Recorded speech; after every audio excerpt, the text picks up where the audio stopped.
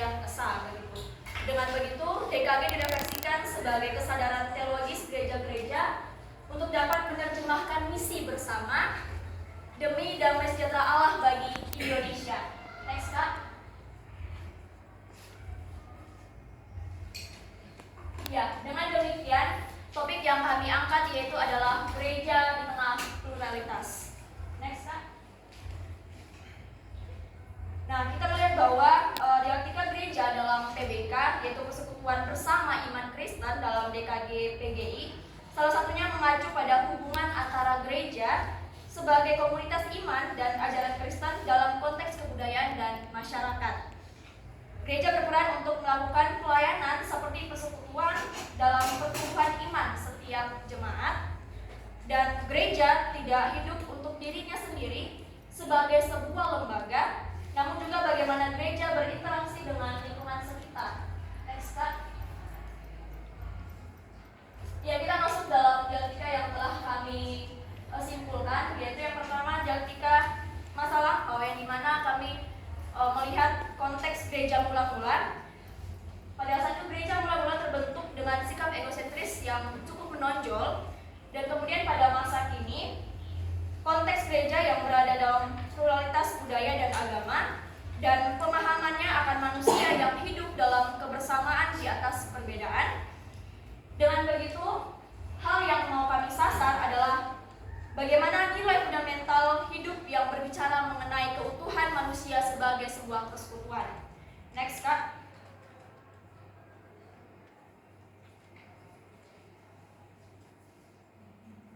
Ya, maka dalam hal ini kami menyoroti bahwa gereja yang kemudian hadir di tengah pluralitas dengan menggunakan tipologi Kristus dari kebudayaan, di mana tipologi ini kemudian menunjukkan bahwa bagaimana wujud Allah masuk dalam dunia atau budaya, bukan untuk kemudian mengkritisi ataupun menyempurnakan budaya tersebut, namun bagaimana mengoptimalkan budaya tersebut.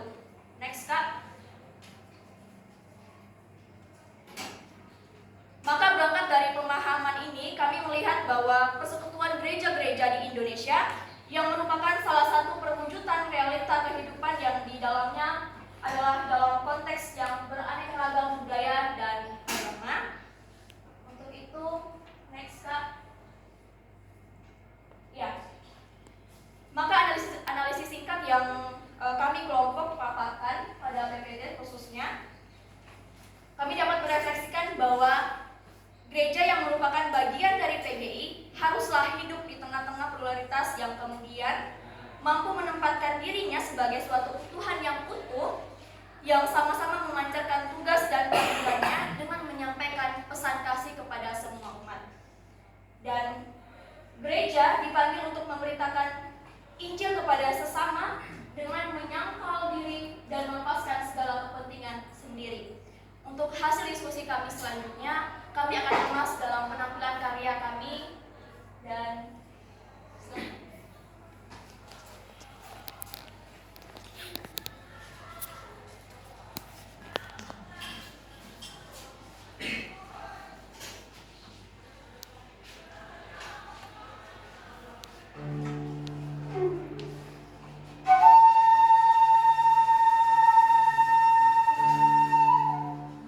dalam hidup dunia yang jauh, orang-orang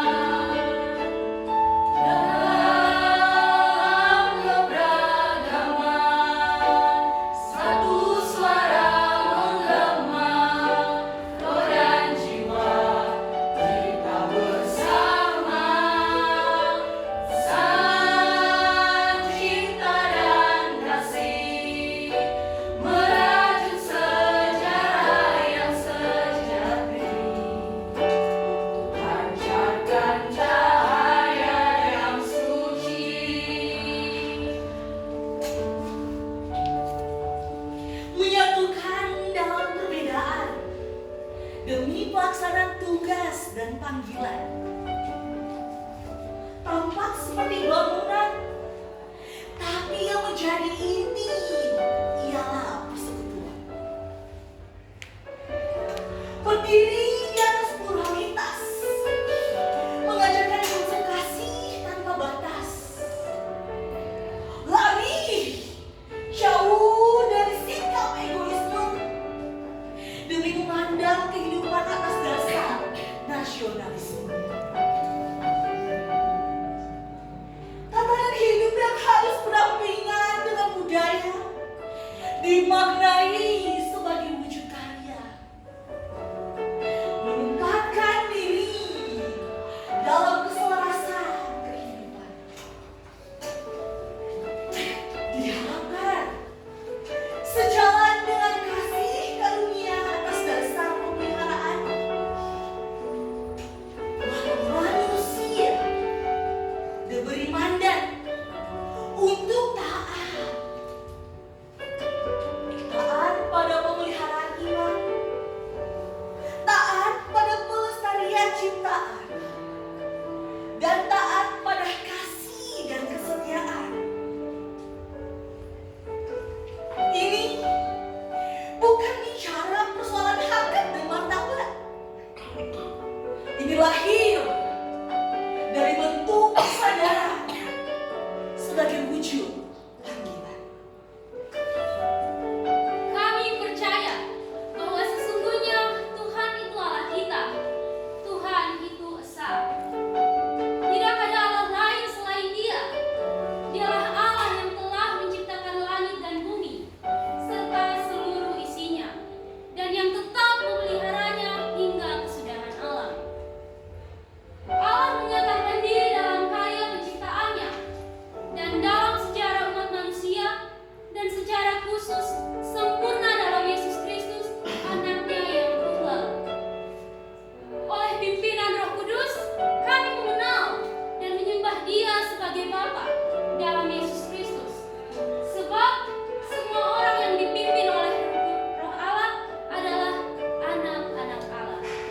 Kami percaya bahwa alam semesta, langit dan bumi, serta segenap yang ada di sini, maupun yang kelihatan dan yang tidak kelihatan, adalah milik dan ciptaan Allah.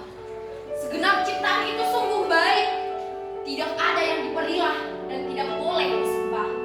Seluruh ciptaan itu ditempatkan Allah dalam keselarasan yang saling menghidupkan, sejalan dengan karunia pemeliharaannya atas ciptaannya.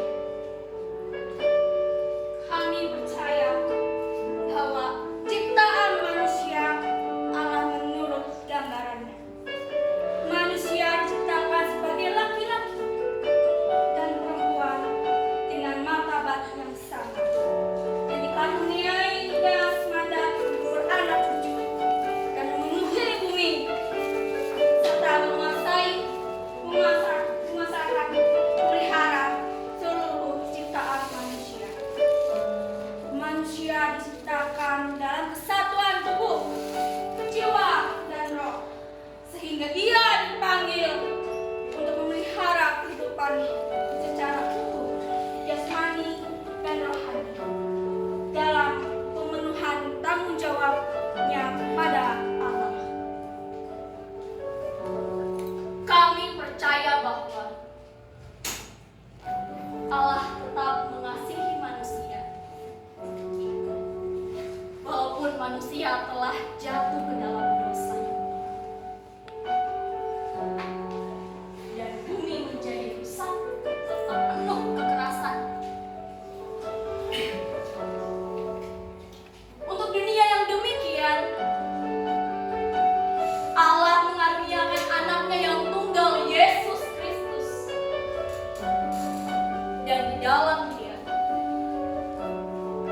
Allah menyediakan keselamatan bagi orang yang percaya. Hanya padanya manusia akan beroleh keselamatan yang kekal, yang dicari-cari oleh umat manusia dari sepanjang zaman. Dan dengan